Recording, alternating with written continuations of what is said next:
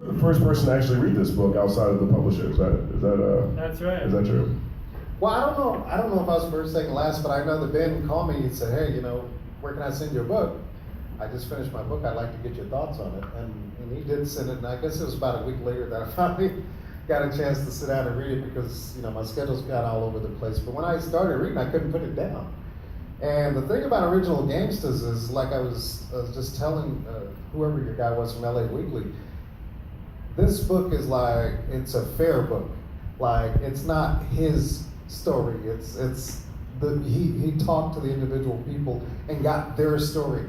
And so no one can come back and say, well, it wasn't fair, it was leaned this way, it was leaned that way.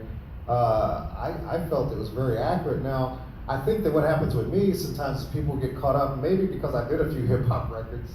I did one with Easy and some of the other rappers. And so people think I'm in the music business, which I wasn't. I don't know the music business.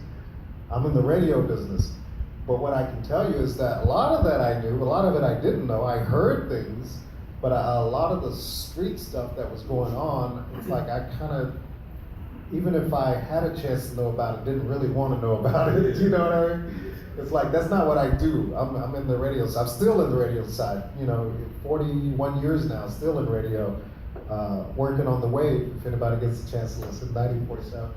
But this is a very fair book, I think. It's not his story. It's actually the people that he's talking about story. So it was a good read. It was entertaining.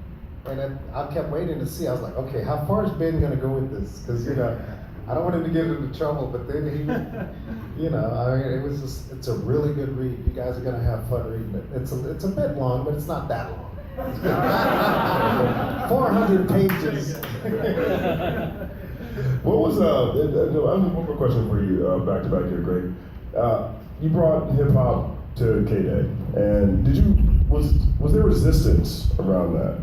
How much of a battle was it? Everything seemed like a battle in the 80s in hip hop. Hip hop, they were just battling each other and was fighting for everything. Did you encounter that? Yeah, I got a lot of resentment. First starting at the station, but the ratings were so low at KD at that time, they were open. And so they asked me, and I said, well, start playing a little bit more rap than we're doing. First, they wouldn't let me play it all the time. They would make me day part it. We'd only play it at night.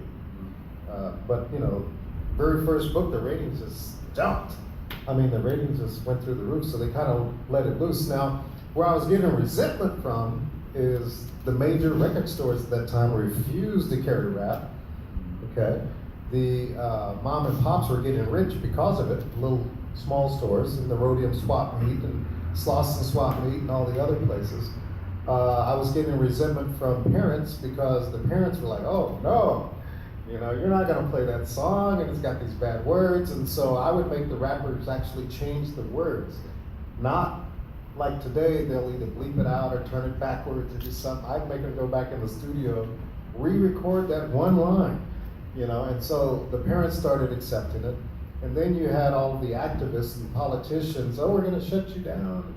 You're destroying the community playing this. So I can go on and on with the resentment I got, but we were having so much fun, we just kind of, didn't hear the noise. We just kind of, zoned out on it. And didn't pay much attention to it. But yeah, we got a lot of heat. We got a lot of flack. Record companies were like pissed off at me. I can't begin to tell you the number of threats that I would get from independent labels that somebody was coming to break my legs because I wouldn't play their record. They spent $100,000 on this group and you won't play this group?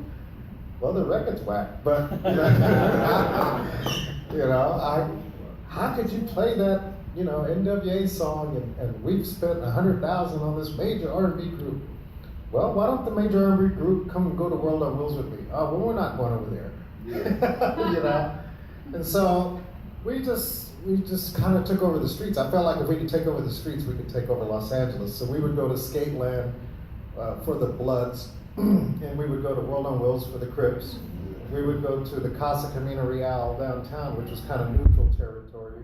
We would go to Sherman Square in Reseda, that was the Latin territory.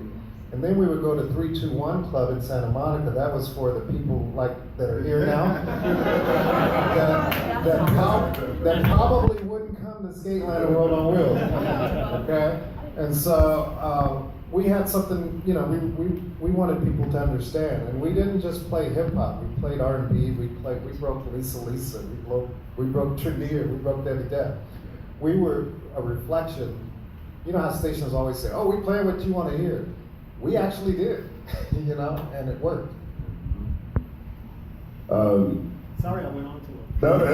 No, I think everybody. By the way, I totally prefer those old censor versions where instead of bleeping out the curse words, they have a whole new line. Right. I'm glad that you made people do that. Yeah, That's what we see on the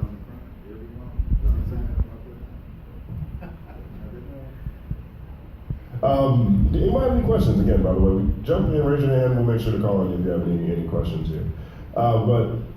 Ben, so in that